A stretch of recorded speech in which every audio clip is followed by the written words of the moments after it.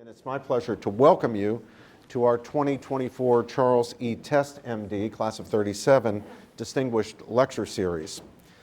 The Madison Program is now in its 24th wonderful year. Our program is dedicated to exploring enduring questions of American constitutional law and Western political thought. If you'd like to learn more about us, please visit our website at JMP, James Madison Program, jmp.princeton.edu. You can also follow us on Twitter at Madison Program. If you go to our website, you can sign up to receive our newsletter, which we'll be happy to share with you, and you can subscribe to our wonderful Madison's Notes podcast, led by our podcaster extraordinaire, Annika Nordquist.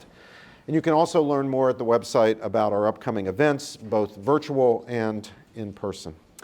Well, what a delight it is, I must say for me personally, to welcome to Princeton Niall Ferguson of Stanford University for his lecture series entitled Liberty in a Cold Climate.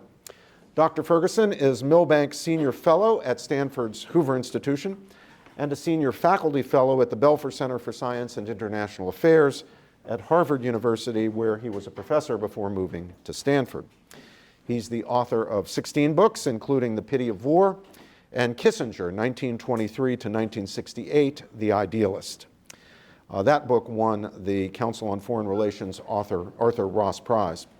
Dr. Ferguson is an award-winning filmmaker as well, having received an international Emmy for his PBS series, The Ascent of Money.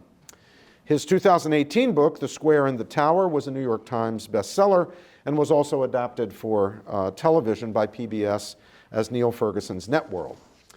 In 2020, Dr. Ferguson joined Bloomberg Opinion as a columnist.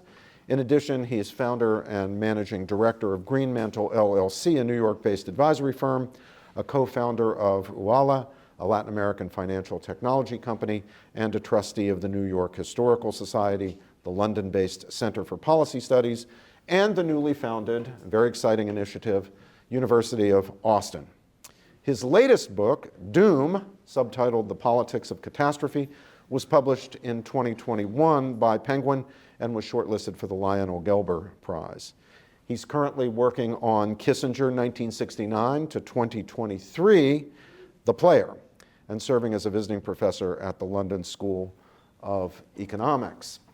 I want to take the pleasure here finally in introducing Dr. Ferguson at Princeton of thanking him for giving me the idea for the Academic Freedom Alliance. That idea came when I read a wonderful op-ed that Dr. Ferguson wrote talking about how to deal with the current problems of campus illiberalism and pressure against free speech and cancel culture and so forth. And that idea has now become the Academic Freedom Alliance, which I think it's fair to say is doing Herculean work around the country in protecting freedom of speech on campus and academic freedom more broadly, especially, although not exclusively, for faculty members. So Niall, here at my home place, I take pleasure in acknowledging and thanking you for that idea.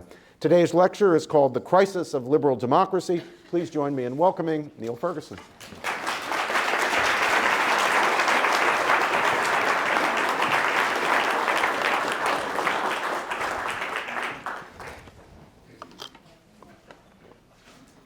Well, thank you very much indeed, Robbie, Professor George.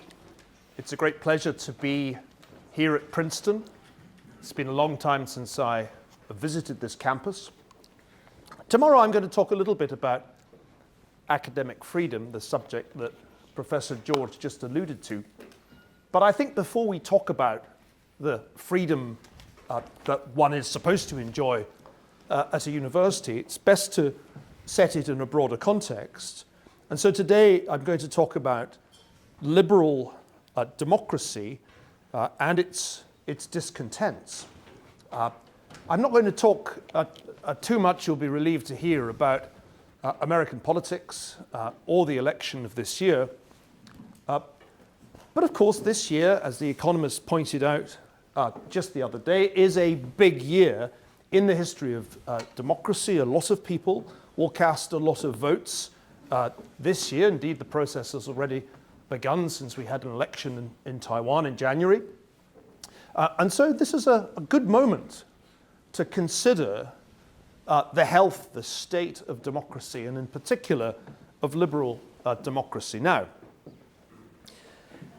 I thought we should summon up another Ferguson to provide us with some Scottish Enlightenment orientation. Because all good ideas have already been had. They were all had in Scotland in the 18th century, and almost all subsequent ideas are just plagiarized from the Scottish Enlightenment, and if they're not, they're wrong. It's a reasonably good starting point for almost any discussion. And I thought that Adam Ferguson deserved more attention. The other Adam Smith generally gets more. He was an interesting fellow, spoke Gaelic, came from, by my standards, at least the Highlands, had an interesting time in 1745 as chaplain, or deputy chaplain rather, to the illustrious Black Watch Regiment, succeeded David Hume as librarian to the Faculty of Advocates in 1757, was professor of natural philosophy and later moral philosophy at the University of Edinburgh, and wrote during that period his famous essay on the history of civil society. He also, it's worth remembering, played a part in the unsuccessful attempt to negotiate a compromise with the American colonists, about whom I will say more later. And like me, he was a fellow of the Royal Society of Edinburgh. So I'm going to pay a family debt by quoting him in order to frame the discussion that we're going to have. The essay on the history of civil society is an extraordinary work which I recommend unreservedly to you all.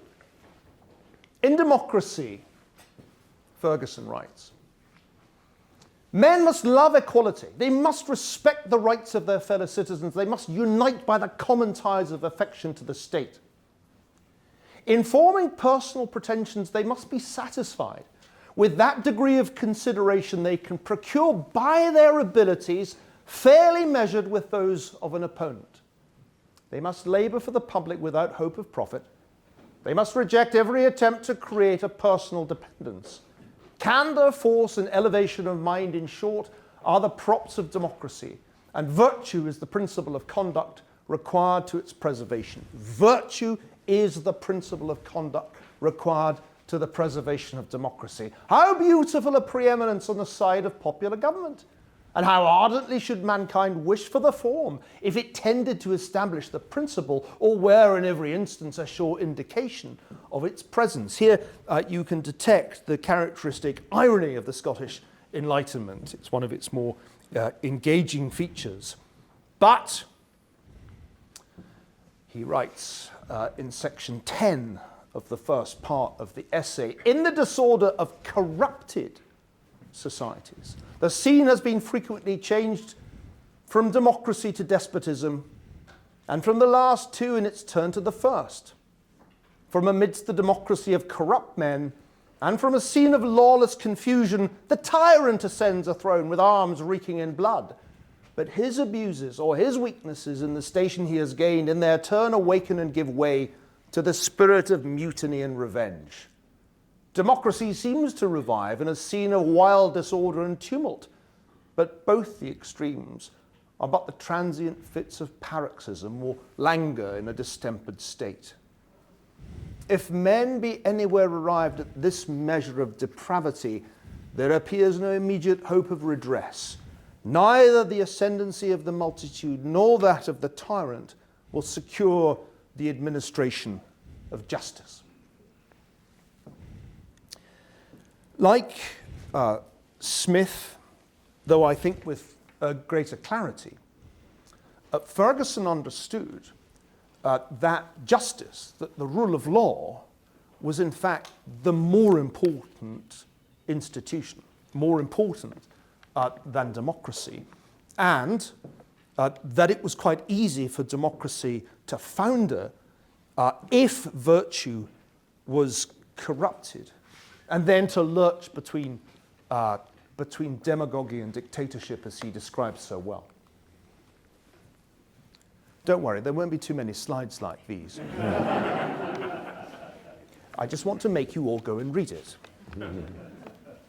And you can just shut your eyes and listen to me doing it almost exactly in the accent that Adam Ferguson would have had. So these are the key sections. It's all in part 3. Nations have been fortunate in the tenor and in the execution of their laws in proportion as they have admitted every order of the people by representation or otherwise to an actual share of the legislature. Under establishments of this sort, law is literally a treaty to which the parties concerned have agreed and have given their opinion in settling its terms.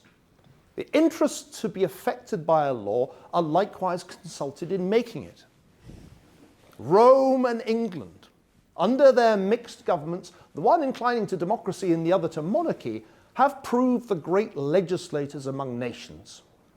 Under such favourable establishments, known customs, the practice and decisions of courts, as well as positive statutes, acquire the authority of laws, and every proceeding is conducted by some fixed and determinate rule. It is remarkable that in the 2 examples, the people in both reserved in a manner the office of judgment to themselves, an allusion to the system of jury, trial by jury. We must admire, Ferguson goes on, as the keystone of civil liberty, the statute which forces the secrets of every prison to be revealed, the cause of every commitment to be declared, and the person of the accused to be produced that he may claim his enlargement or his trial within a limited time.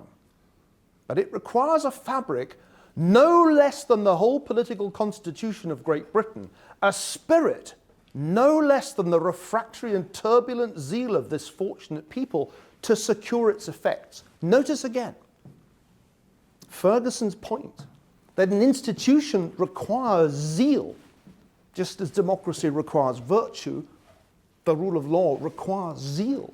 It requires the refractory and turbulent zeal of the British to uphold the rule of law. If even the safety of the person and the tenure of property, which may be so well defined in the words of a statute, depend for their preservation on the vigour and jealousy of a free people, and on the degree of consideration which every order of the state maintains for itself, it is still more evident that what we have called the political freedom, or the right of the individual to act in his station for himself and the public, cannot be made to rest on any other foundation.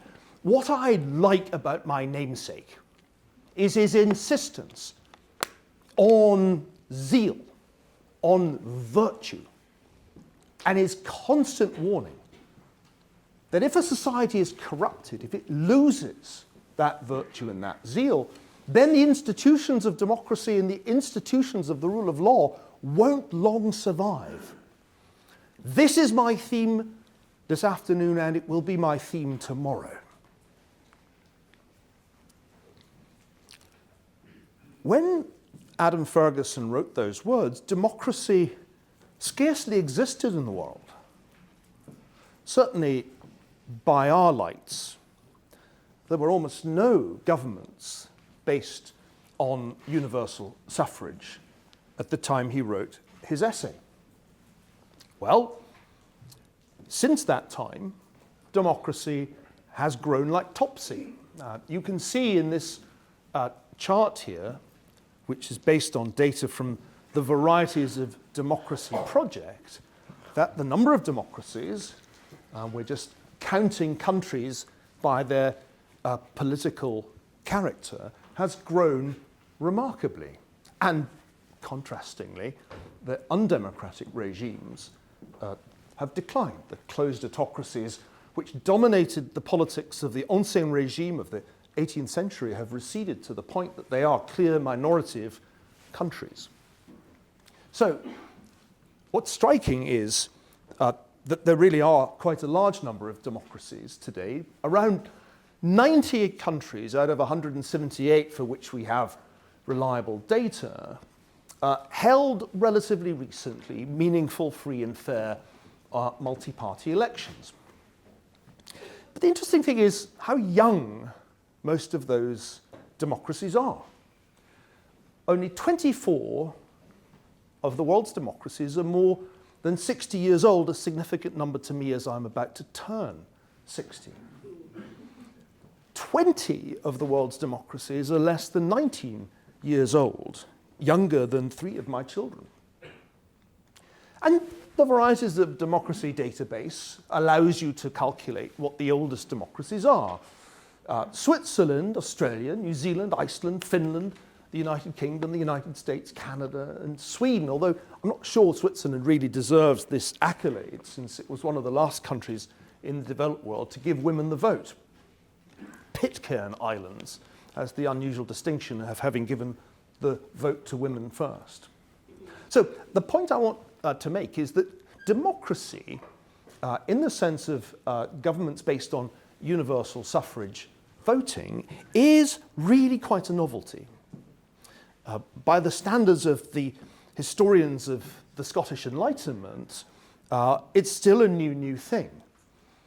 Because as you probably inferred from the passages of Ferguson I quoted, the Enlightenment thinkers ranged far and wide and very often extended their analysis back to the time of the ancient Romans.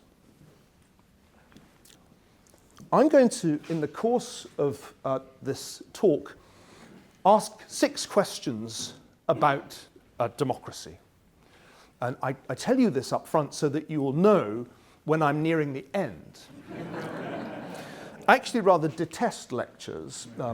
At Oxford, they're discouraged. We never went to lectures as undergraduates. We only went to tutorials. And I think we were right, because it's a proven bad way to teach people things. But I was asked to hold forth, and hold forth I shall. First, are democracies sliding into illiberalism, as predicted by my friend Fareed Zakaria and my colleague and friend Larry Diamond? This is a good question. It's been asked multiple times recently. Actually, Fareed wrote his essay on illiberal democracy quite a long time ago now. It was published in 1997. But Larry Diamond has recently updated it, and I won't go into detail. Suffice to say that there is a widely held view that the world is in, to quote Larry Diamond, a deep, diffuse, and protracted democratic recession. And if you look at Freedom in the World, which is an annually published survey of the state of not just democracy, but freedom, quote, global freedom declined for the 17th consecutive year in 2022. That's the most recent report we can quote. Now, if you look here, and I've truncated the chart so that it starts in 1913, what they're talking about is the recent past, really the events of this century.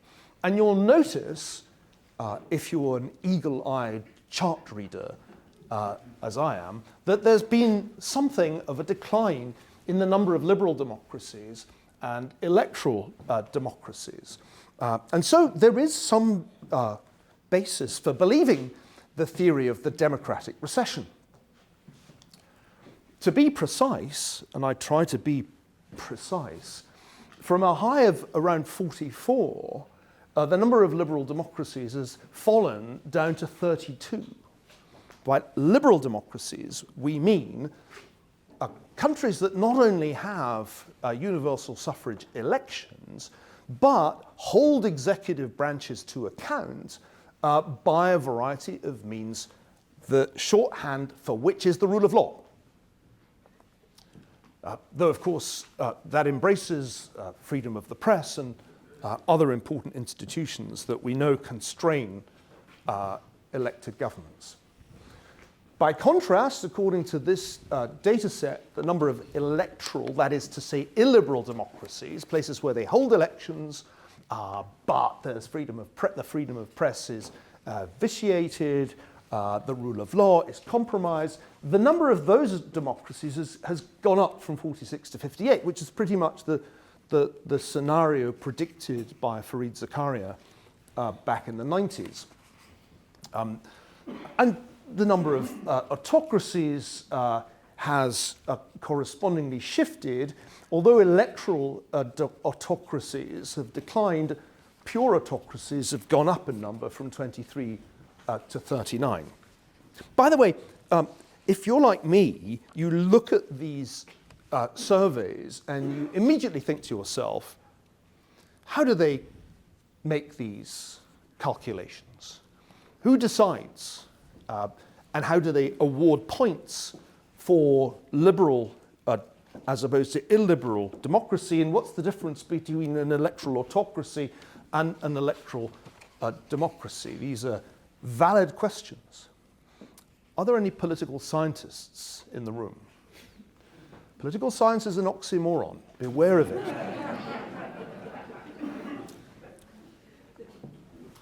If you adjust for population, because up until now I was just counting countries, so Iceland is equal to India. And then this is kind of absurd when you think about it, because we just have this fractal geometry of political geography where we have some giant countries and lots of tiny ones. And that makes calculations like the ones I've shown you so far somewhat preposterous. So let's do it by population. If we do that, it's actually rather shocking, because then you discover the share of the world's population in liberal democracies has fallen from what was the peak of 17% in the 1990s and 2000s down to just 13% in 2022. Though oddly, the share of illiberal democracies has gone down even further, from 37% to 16%. The share in electoral autocracies has gone up, and the share in closed autocracies has also risen. So the picture, once you adjust for population, is a good deal worse. And this is, I think, a sobering chart. But a lot depends on what you think of India. Not surprisingly, given its vast population.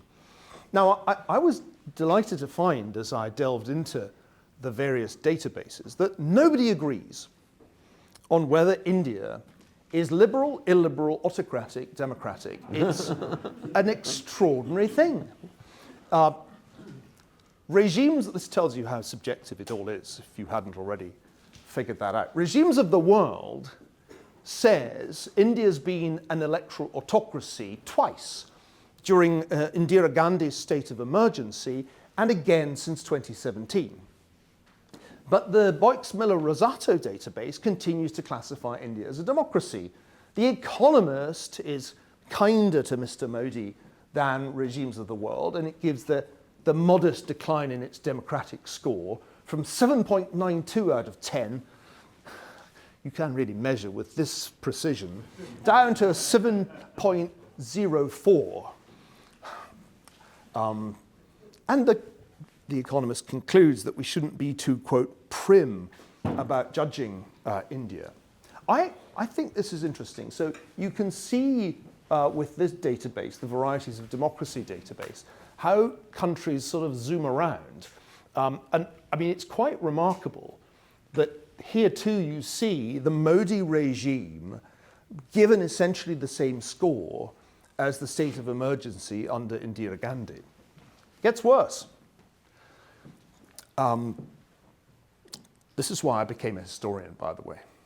It was stuff like this. So here are all the different data bases that measure India's democracy.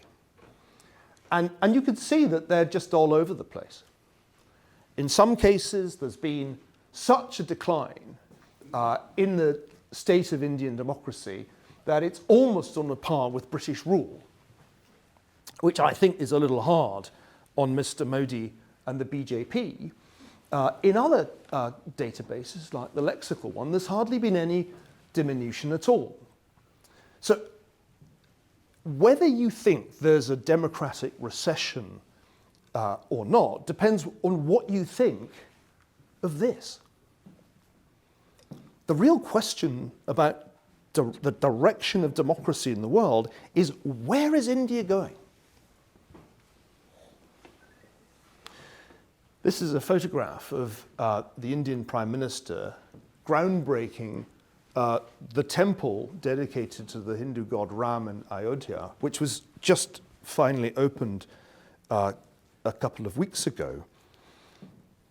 And I asked my Indian friends, what am I to make of this increasingly explicitly Hindu political culture in a country with such a large Muslim minority? And those of you who know India well will know that you will get very different answers to this question depending on whom you ask. My friends in the Delhi intelligentsia, in the journalistic and academic worlds, think that the BJP is a fascist party and that India is on course to fascism. And Mr. Modi's defenders will say the exact opposite and argue that the BJP has been far better for ordinary Indians than any number of governments run by Congress. Talking of the British, my second question will strike an American audience as eccentric. How are we to explain the phenomenon of democratic monarchies? And it's an appropriate question to ask in this week when we learn of King Charles's illness and wish him a speedy recovery.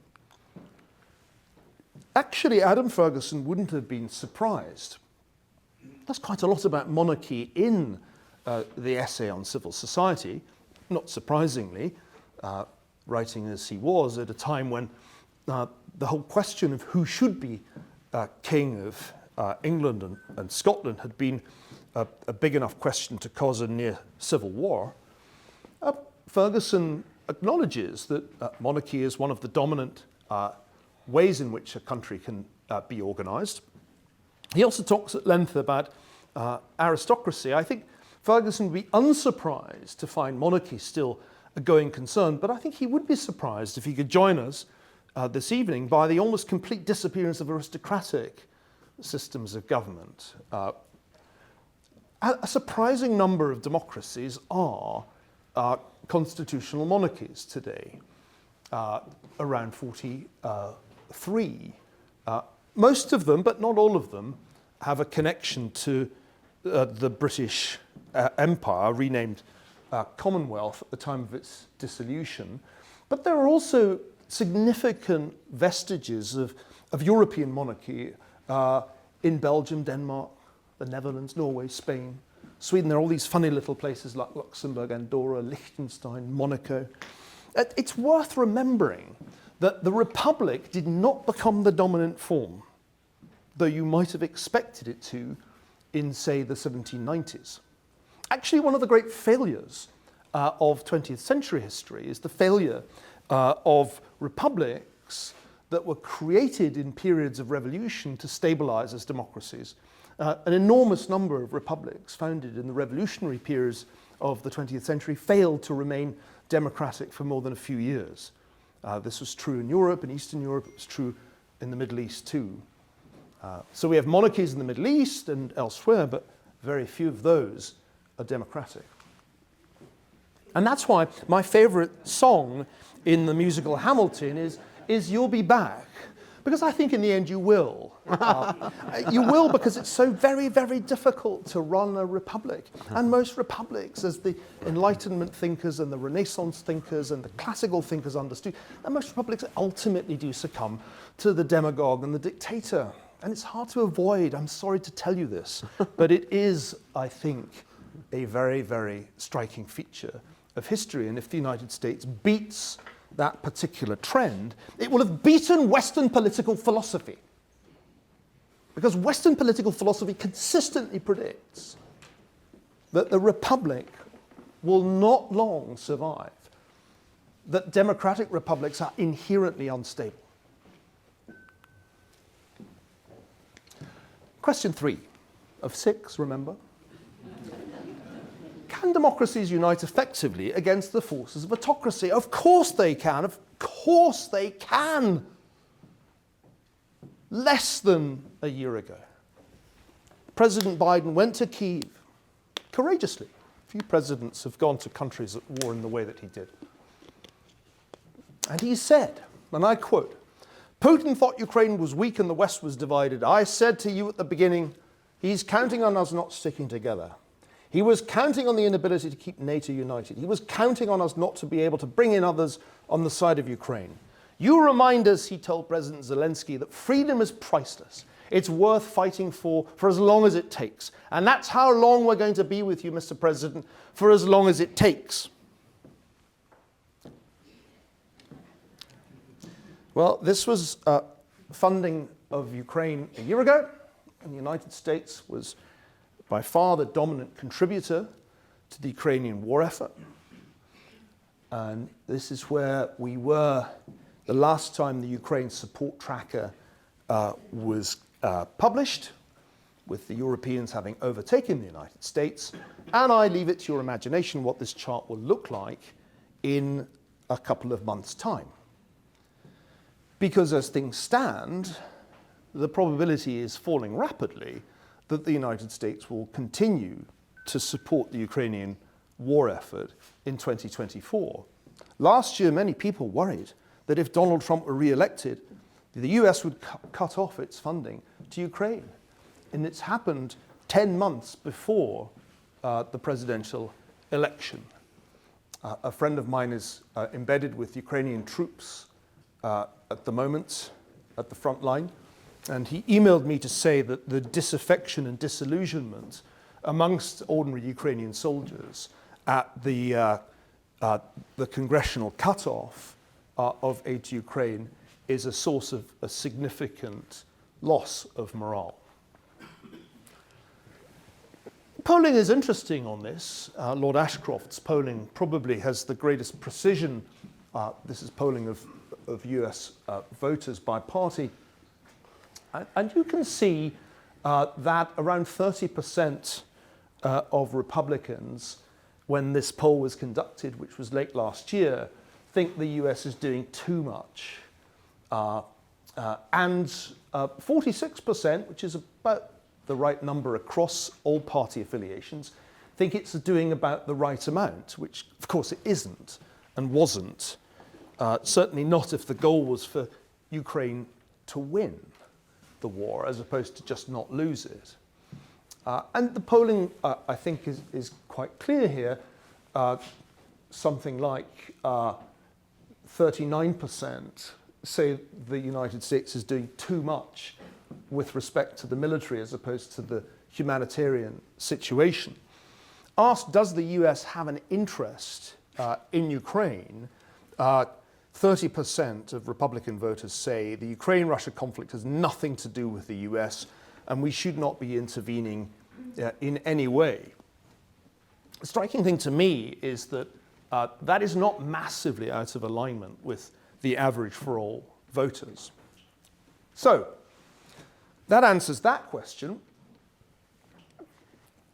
And I suppose it leads naturally into my fourth question. Is there a political economy of democratic self-destruction via excessive debt and/or inflation? Those of you as old as I am will recollect that this was a fairly common hypothesis of conservative thinkers in the 1970s when inflation was in double digits in most developed countries. And I think it's still a question worth asking today, though inflation has not reached 1970s levels. Ever since I began writing about the United States, and I began writing about it more than 20 years ago, there has been a more or less unsustainable fiscal policy at the federal level. And one can see that it's not unique to the United States because there are countries, including the United Kingdom, including France, Italy, and Japan, that have even higher levels of public debt in relation to gross domestic product than the United States does.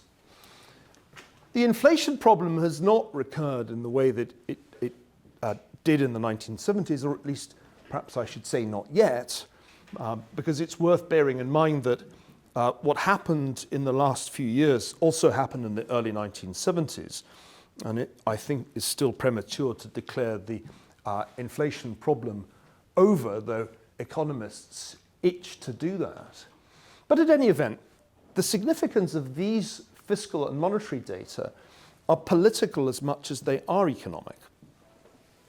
It is already clear, and this relates to my last question, it is already clear that the United States is spending more on interest payments than on national security at this point. And this makes it quite difficult for the United States to pursue the kind of foreign policy that the more hawkish American politicians would like it to pursue. Not that Ukraine is a particularly expensive outgoing compared with the entire American defense establishment. But I find this a very telling chart, that we are at a point when interest payments are overtaking the defense budget in the United States. And this must have, it often has in the past, it must have implications for how sustainable American power is abroad. My penultimate question.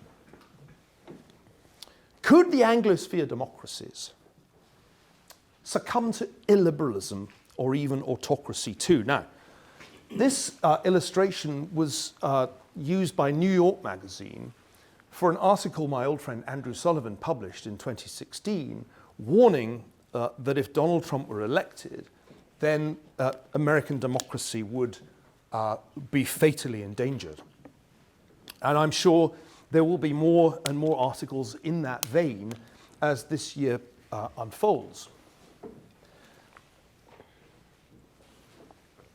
It's very remarkable how worried Americans themselves are about the stability of their own democracy. 7 out of 10 Americans, according to a poll that was done last year by USA Today, agree with the statement that American democracy is imperiled. 74% of Democrats agree, and 75% of Republicans. So finally consensus. Except that the Democrats think that democracy is endangered by Republicans, and the Republicans think that democracy is endangered by Democrats. That is not quite consensus. And there are all kinds of arguments that can be made about this. There'll be an argument, no doubt, this year, as there was in 2020, about voting rights.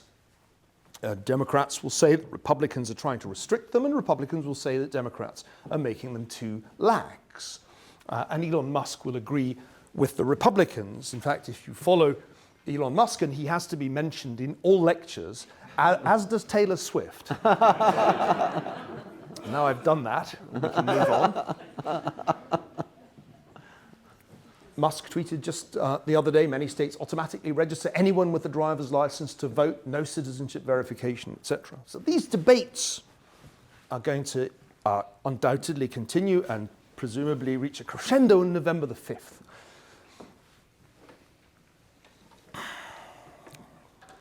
I think Americans are right to believe that their democracy is imperiled. And I'll tell you why.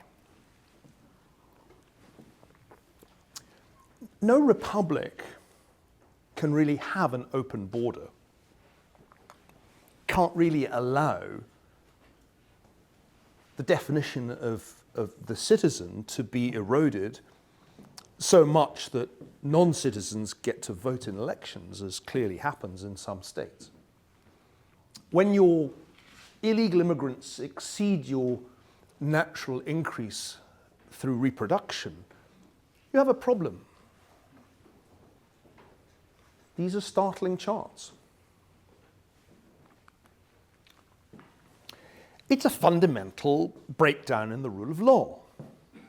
If the very criteria for citizenship are themselves unclear, and people can acquire voting rights that they ought not to have quite readily. Now, I mentioned earlier how hard it was to measure the rule of law. The most sophisticated attempt to do this, to quantify, if one can, the quality of rule of law, is the World Justice Project. And I like the World Justice Project. I probably shouldn't, but I do, because of its precision. It's so precise that you can't possibly read all the different measures of the quality of rule of law. but I thought you'd be at least satisfied by the fact that there were so many. And what is marvelous about the World Justice Project is that they annually score the quality of legal institutions in multiple countries. And what is interesting is that if one compares the 2023 performance of the United States with the 2015 performance, the quality of the rule of law has measurably declined in a majority of different domains. I defer to Professor George and others much more learned than me in the law as to how useful this exercise is. But it has, I think, the ring of truth in it. I wrote in a book called The Great Degeneration that the United States was suffering a deterioration in the rule of law. I wrote this 12 years ago, in that the rule of law was evolving or degenerating into the rule of lawyers, which I argued was something distinctly different. And I think there is, I think there is good reason to believe this. And that is very important for my argument. Because remember Adam Ferguson's point. Democracy without the rule of law is barely worth having and unlikely to be sustainable. But if the rule of law itself becomes corrupted, then woe betide you. I'm not done.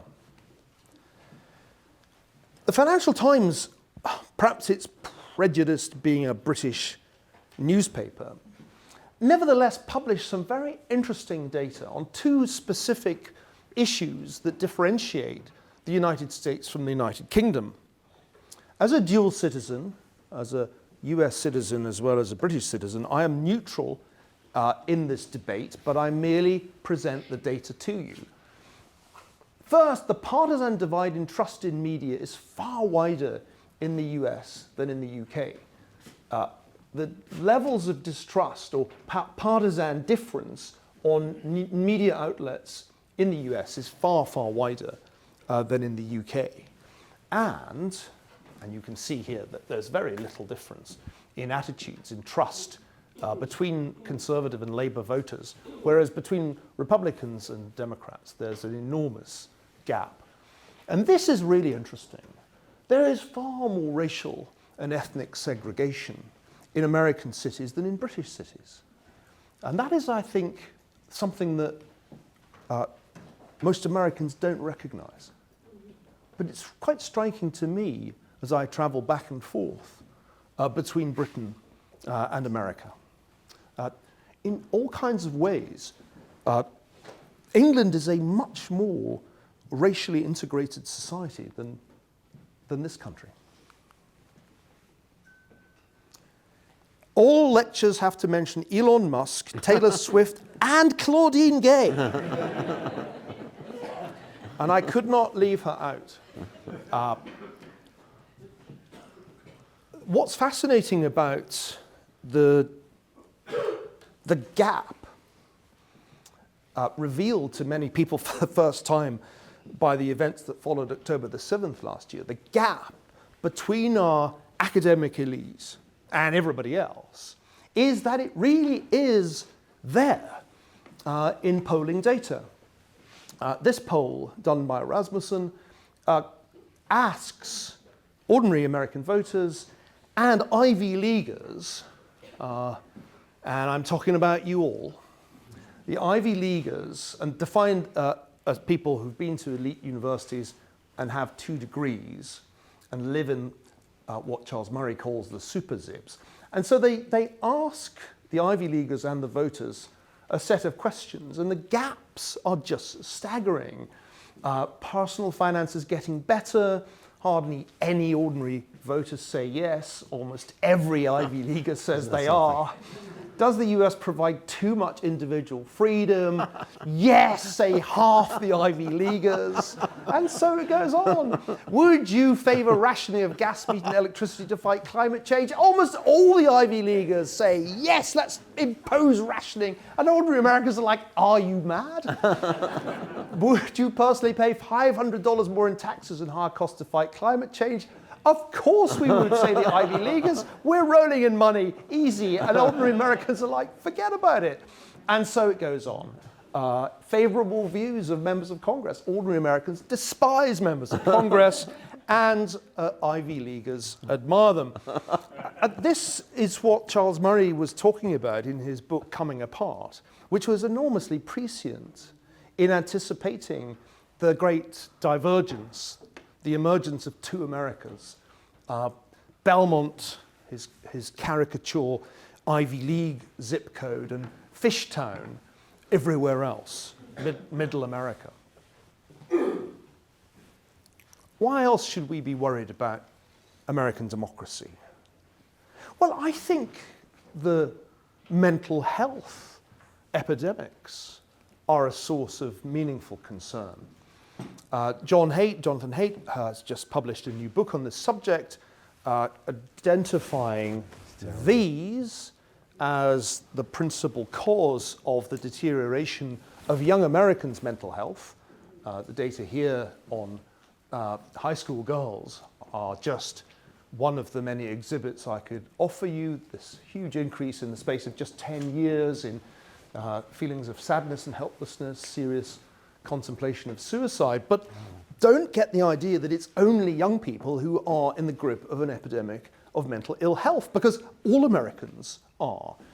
Angus Deaton's work on deaths of despair, which I remember being stunned by when I first came across it, shows this staggering increase in suicide and overdose deaths. And this is particularly true of middle-aged, middle Americans, not of young Americans. Why, under these circumstances, is anyone surprised that Donald Trump is making a comeback? You would have to have spent your life entirely on the Princeton campus to be surprised. And you know, when you just look at how the Trump administration did for the ordinary Americans, this is real median household income growth in presidential terms, it is very striking indeed that Donald Trump's administration had one of the largest percentage improvements in real median household income of any president since Ronald Reagan. And that is the real simple and, I think, persuasive explanation for his return. Up until this point, the Biden administration, mainly because of its inflationary error in its first year in office, is performing as badly as the first administration of Barack Obama. I'm nearly done. For those of you who are concerned at the prospect of a second Trump term, let me offer reassurance. The polling is very striking. When asked how they would vote, Americans in the swing states say they would vote for Trump. When asked how they would vote if Trump had a criminal conviction, it swings against Trump. The song is, I fought the law and the law won, not I fought the law and I won. And this is the crux of my talk tonight. The rule of law is still a real thing. Did you notice that when ordinary Americans are asked their opinion of lawyers, it's much more positive than their opinion of journalists or members of Congress? To a striking extent, Americans still believe in the rule of law. And that's why they change their mind about Trump if Trump is convicted.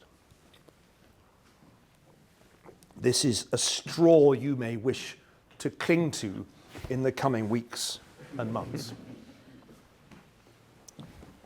I want to give the last word to the other superior Ferguson.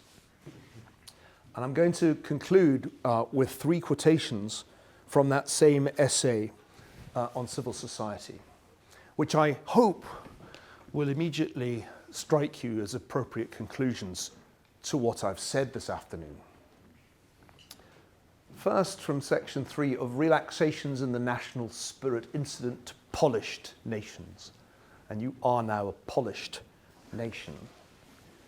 If to any people it be the avowed object of policy in all its internal refinements, to secure only the person and the property of the subject without any regard to his political character, the Constitution indeed may be free, but its members may likewise become unworthy of the freedom they possess and unfit to preserve it.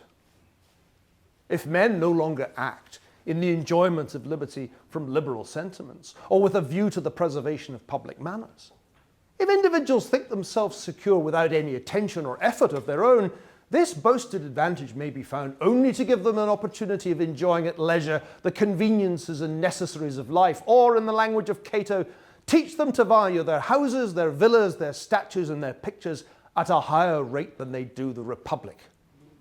They may be found to grow tired in secret of a free constitution, of which they never cease to boast in their conversation, and which they always neglect in their conduct. God, he was good. The dangers to liberty can never be greater from any cause than they are from the supposed remissness of a people. I love that word, remissness, to whose personal vigour every constitution, as it owed its establishment, so must continue to owe its preservation, and it gets better. Section 5 of national waste. States have endeavoured in some instances by pawning their credit instead of employing their capital to disguise the hazards they ran.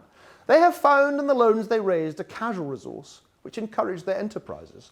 They have seemed by their manner of erecting transferable funds to leave the capital for purposes of trade in the hands of the subject, while it is actually expended by the government. They have by these means left future ages to answer in part for debts contracted with a view to future emolument. The growing burden, too, is thus gradually laid, and if a nation be to sink in some future age, every minister hopes it may still keep afloat in his own. But the measure for this very reason is, with all its advantages, extremely dangerous in the hands of a precipitant and ambitious administration regarding only the present occasion and imagining a state to be inexhaustible, while a capital can be borrowed and the interest be paid. An expense, if it bring no proper return, is to be reckoned among the causes of national ruin. I don't know why that's not a meme. Because people love making up quotes about debt and attributing them to Enlightenment philosophers. There are lots of fake quotes out there. This is the real thing. Finally, and I think crucially, Section 6 of the progress and termination of despotism. Where men are remiss or corrupted, the virtue of their leaders, of the good intention of their magistrates, will not always secure them in the possession of political freedom. Implicit submission to any leader or the uncontrolled exercise of any power, even when it's intended to operate for the good of mankind, may frequently end in the subversion of legal establishments. This fatal revolution, by whatever means it is accomplished, terminates in military government, and this, though the simplest of all governments, is rendered complete by degrees. When, by the conquest and annexation of every rich and cultivated province, the measure of empire is full, two parties are sufficient to comprehend mankind, that of the pacific and the wealthy who dwell within the pale of empire, and that of the poor, the rapacious, and the fierce, who are inured to depredation and war. Ladies and gentlemen, I ask not for applause for me, but I ask you to applaud the older and wiser Ferguson. Thank you very much indeed.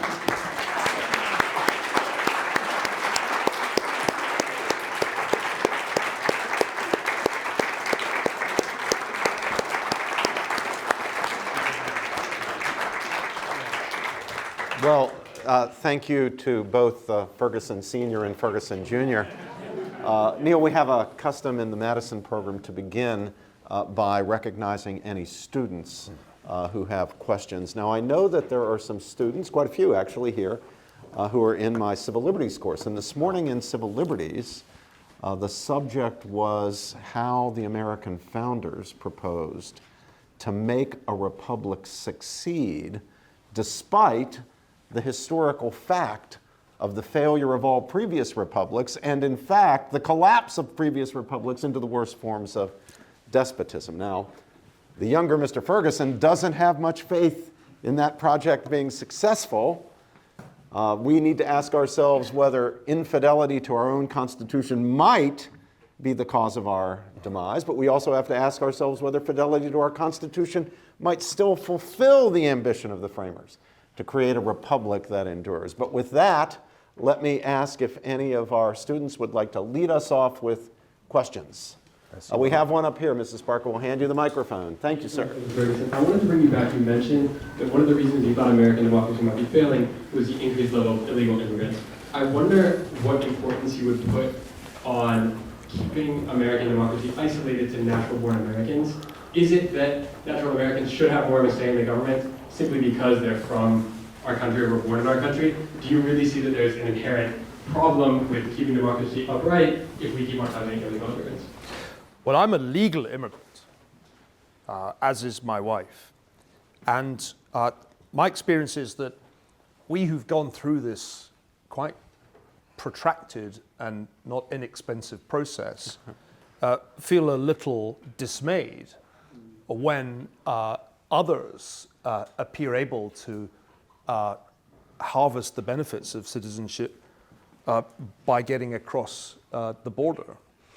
The United States needs immigrants, but it's getting the wrong immigrants by this method. One of the oddest features of the last decade is that legal immigration has got steadily harder. Visas are harder to obtain for skilled immigrants who would clearly contribute almost immediately to national income. And control of the border, control of illegal immigration has almost broken down. This is a very hard thing to explain, and future historians will puzzle over why this happened. All over the world, people want to come here. And indeed, the secret of American success has been the attraction of talent to these shores and its rapid integration, not only into the workforce, but into the population of citizens. But when Canada's or Australia's or even Britain's immigration policy is superior to America's, the consequences are, I think, quite predictable.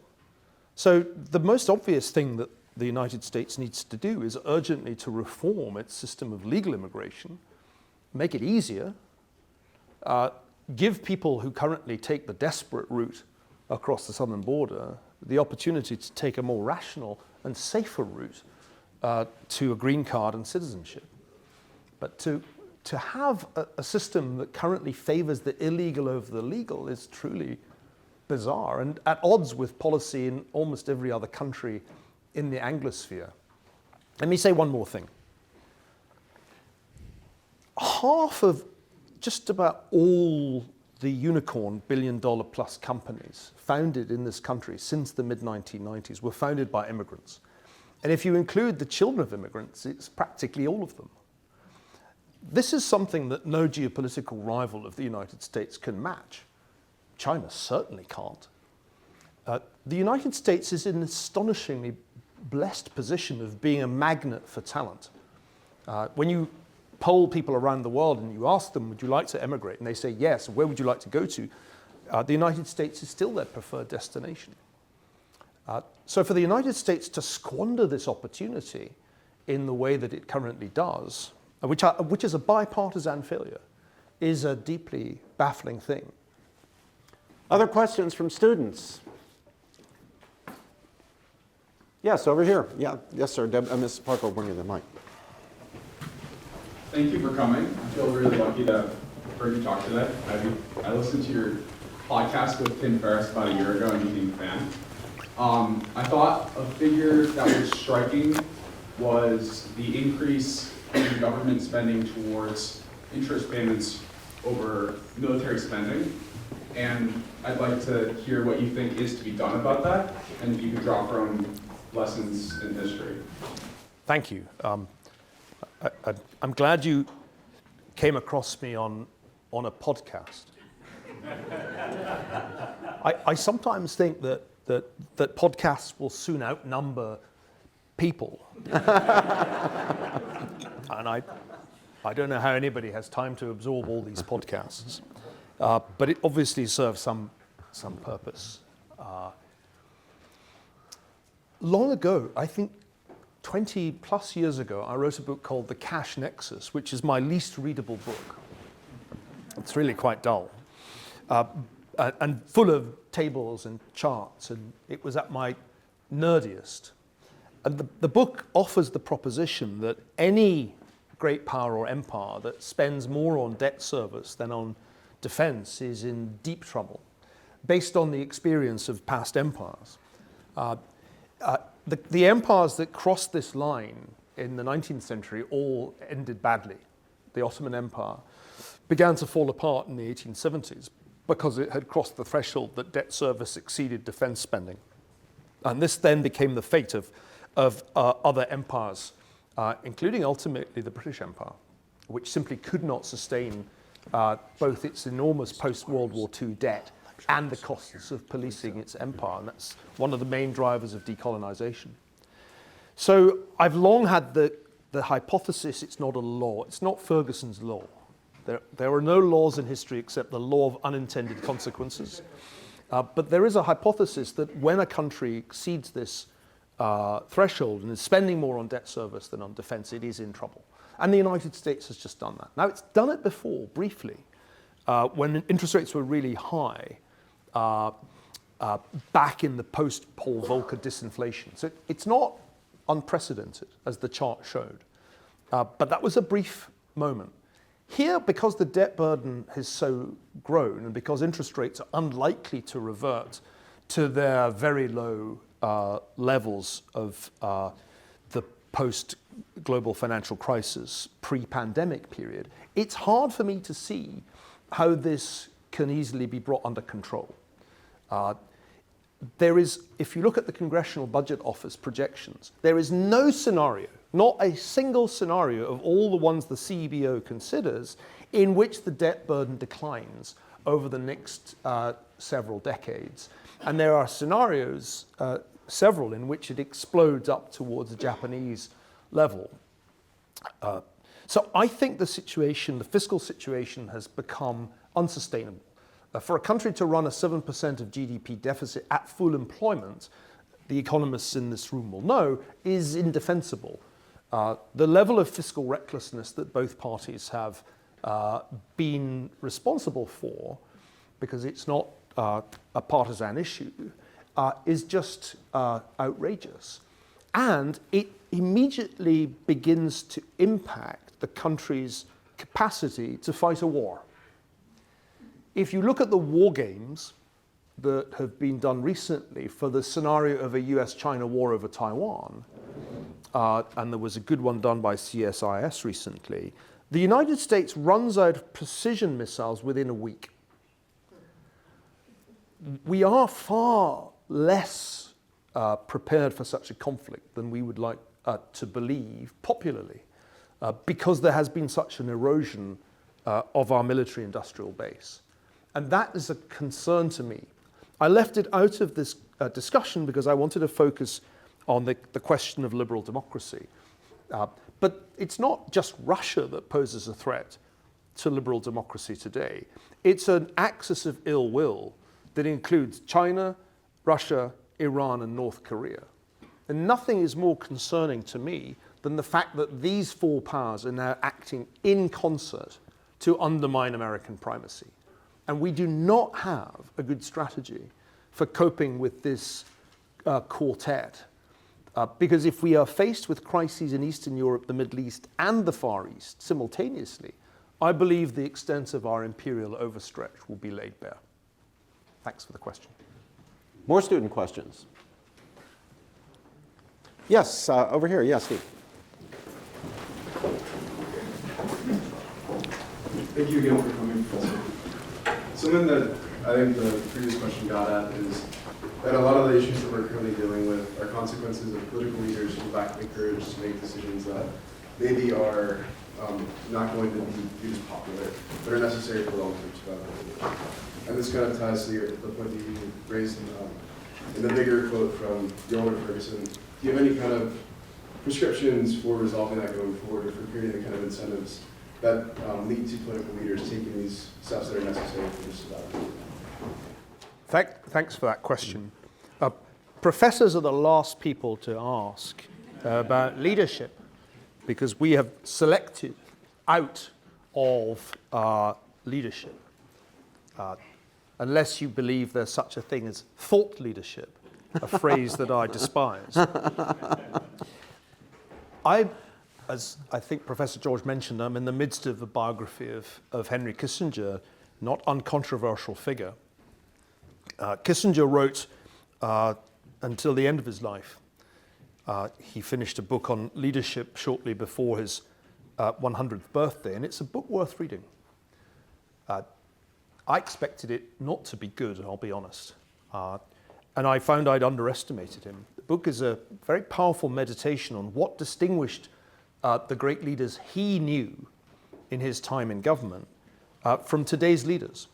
Part of it is simply that they had experienced World War II. And I think the experience of that war was formative to a generation of leaders in ways that it would be very hard to synthesize. The baby boomers were defined partly by their skill at avoiding war, were they not? What is it that Bill Clinton had in common with George W. Bush and with Donald J. Trump? Their skill at avoiding being deployed to fight in the Vietnam War. So the absence of war is, I think, part of the answer. And this may be rectified because there is a new generation of American politicians on both sides of the aisle who served their country in war. However one thinks of the global war on terror, and you may take the view that it was all a terrible mistake, for the individuals who served their country in Iraq and Afghanistan, real sacrifices were made and in some cases great courage shown. So I have a sense that the next generation of American leaders will not have some of the deficiencies of the baby boomers with whom we are still, alas, saddled. Not that young politicians are always the answer. In Britain, the politicians are all young enough to be my children, and it's just as bad. It may even be worse than having geriatrics. There's a second point, though, which is a more profound one that I learned from Kissinger. In an early essay, before he got into government, he formulated a problem of conjecture, which I think is one of his best ideas. And the problem of conjecture states that any statesman, any political leader, at the point of decision, has a choice. If he or she foresees some calamity, with some probability above 5%, some high probability calamity, they can take action now at some cost, or they can do nothing at no cost. If they take action and prevent the catastrophe, there'll be no gratitude, because no one is grateful for something that was avoided. Nobody says, thank God we avoided World War III. What a splendid fellow Henry Kissinger was. You won't hear that, least of all amongst undergraduates. Though it is in fact a legitimate claim one could make. On the other hand, if you do nothing, Kissinger says, you may be lucky. The disaster may not occur. And when it does occur, you can say fatalistically, there was nothing I could do to avoid it. And this problem of conjecture is particularly serious for democracies, where the incentives are extraordinarily asymmetrical. Why would you make a sacrifice now to deal with the problem of public debt that might strike 20 years down the road? That's why this hasn't been addressed. And the same problem arises with the vexed question of climate change. ultimately all calls for action about climate change to reduce rising average temperatures involve some short-run immediate sacrifice, even if it's only in the form of more expensive energy for consumers. And this too is extremely hard to do within a democratic system. So I think there is not only a kind of problem of experience, I think there is a structural problem that makes it hard to lead if you're leading people in the direction of an immediate sacrifice, because if you succeed, there'll be no gratitude. And this is the statesman's tragedy that Kissinger understood long before he went into government. Neil, you'll be pleased that yesterday I struck the word thought leadership from the charter of the new Salmon P. Chase Center for Civic Affairs at Ohio State University. I'm chairing the committee to create that, and thought leadership appeared in the draft they presented me, but it is now gone. Good, good. Strike it down. More student questions. Strike it down. Any other students? If not, we will open. Oh, we have one more up here. Yeah. Mm-hmm. Thank you, thank you. I was very interested by the relationship between zeal and democracies. And it seemed like at the beginning of the talk, we were talking about zeal as a fundamental element to sustain the rule of law and liberal democracies. I like that idea. But, well, I'm Italian, so I was brought up in a completely different political context than the US. And as soon as I got here, I realized that everyone has a lot of zeal, and it seems like this zeal leads to polarization in a way which it doesn't in Europe. So it seems like zeal now is more the cause of the crisis of liberal democracies than, it seems to be the cause. Yes. So I wonder, this zeal that leads to irreconcilable positions makes me ask the question, do you think in a postmodern world can liberal democracies exist? What an excellent question. Adam Ferguson was a Highlander, and you can tell he's a more passionate figure than his lowland contemporaries. And if you've ever read Walter Scott's great novel Waverley, which I recommend to all of you, you'll understand this difference. And that's why zeal is to Adam Ferguson a commendable thing, and why his central argument, which I think is right, is that unless you have that passion for democracy and the rule of law and the Constitution every day, unless you can sustain that passion, then you can't expect the institutions to endure. Now, Adam Ferguson was writing slightly before the advent of social media. The structure of the public sphere in the days of the Enlightenment was a very different structure from our own. Jürgen Habermas has written well about this. The Enlightenment thinkers published their works and corresponded with one another, would meet. Ferguson as Smith and Hume travelled. And this public sphere seems enormously attractive to me. I can't imagine a more extraordinary time to be a thinker than the Scotland of the late 18th century. To have been in Edinburgh in the time of Hume and Ferguson and Smith, it must have been an electrifying time. I don't say lightly that all the good ideas were had then, but they pretty much were. There was not much of a gutter press, as there was in France. Robert Darnton has written brilliantly about this. Though there was the beginnings of a gutter press in London. And Scotland had at this time much higher literacy than anywhere else in the world. The Scots had become literate partly through Calvinism and basic investment in education. So you had a remarkably literate populace that was exposed to ideas in a way that, again, seems idyllic. I think the structure of the public sphere has been completely altered by the internet in ways that we still don't fully comprehend. Because we think it's essentially not that different. We have the delusion that newspapers still matter. We have the delusion that cable television matters. We think that movies matter. Actually, these are entirely anachronistic views.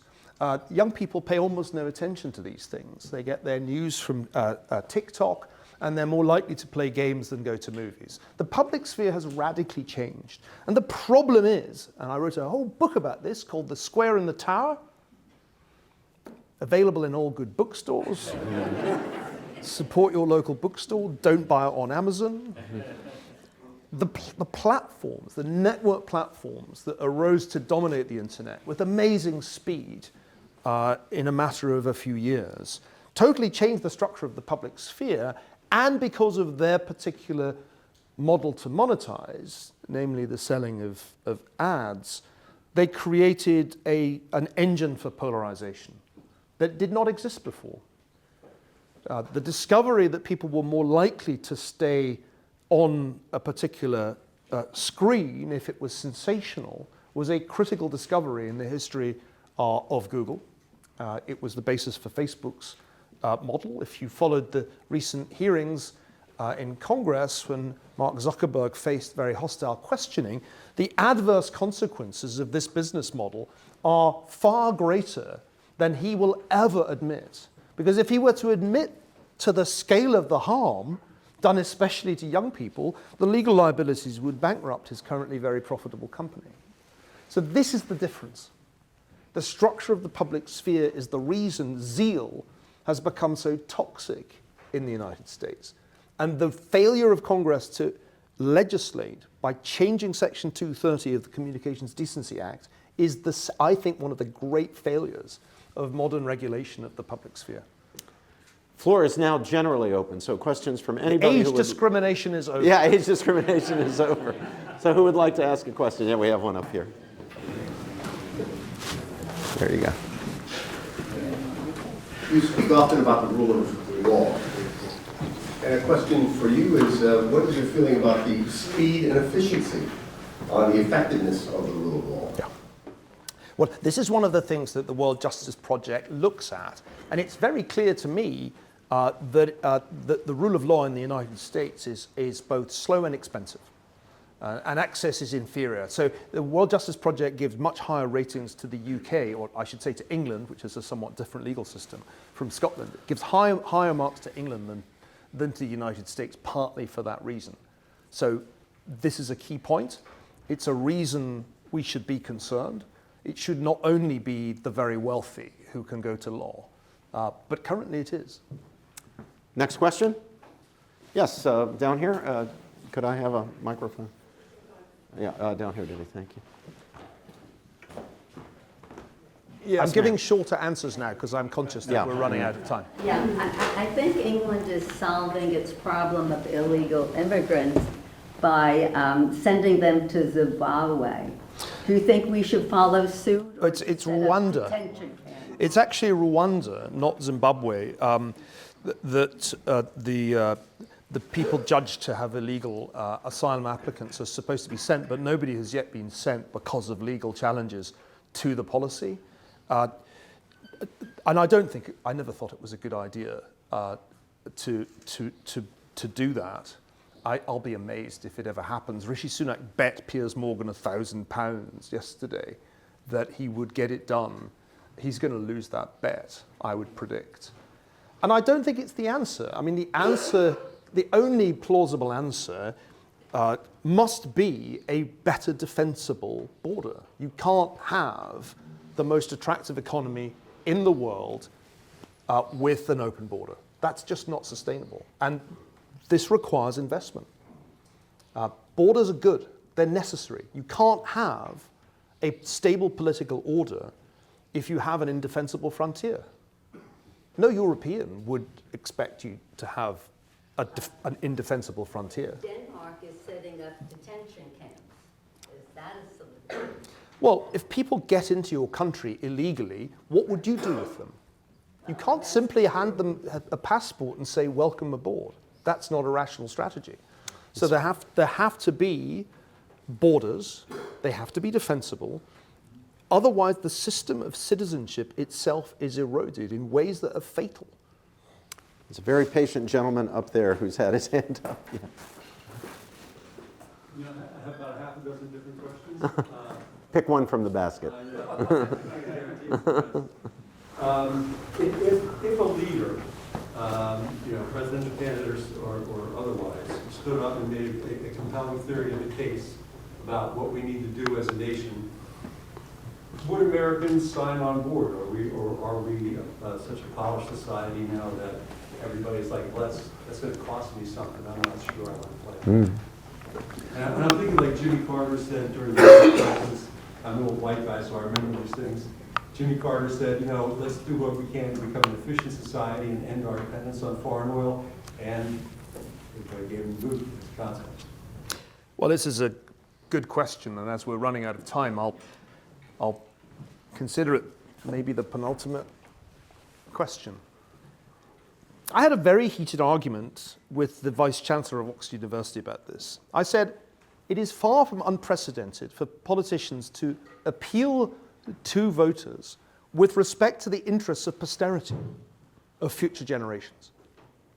Her claim was that the climate issue had created an entirely unprecedented situation in which politicians were asking contemporaries to make sacrifices for future generations. No. My grandfathers sacrificed for future generations. My father's father fought on the Western Front against the Germans for most of the 1914-18 war. My mother's father fought the Japanese in Burma. They ran considerable risks and both suffered significant health damage that shortened their lives. They weren't doing it for gratification. They were doing it for me. And the leaders, Britain's leaders at that time, explicitly appealed to young men to fight for their country for the freedom of future generations. Read Churchill's speeches, the greatest speeches of the 20th century, in which he repeatedly appeals to the interests of future generations. My grandfathers understood that. The medal he received had on it the Great War for Civilization. That was how he understood those hellish years in the trenches. So I think we are kidding ourselves if we think it's no longer possible to address today's voters on behalf of their grandchildren. Politicians stopped using that language a while ago. But I believe if they start using it again, we'll respond. If one said, and let me say one more thing. If we said, if we continue down this present path, quite apart from the risks of creating an unsustainable climate, we run a short-run risk of defeat at the hands of authoritarian powers led by the Chinese Communist Party. Do we want our children to live in a world in which the dominant institution is the CCP? Do we want them to ask the question that my Chinese students at Tsinghua had to ask? Did I say or write anything yesterday that could get me in trouble today? Is that the world we want our grandchildren to live in? I don't have grandchildren yet, but I certainly don't want them to live in that world. And so I believe these arguments can be made and should be made, and I look to a new generation of leaders to make those arguments, and I believe when they do, we'll respond to them. What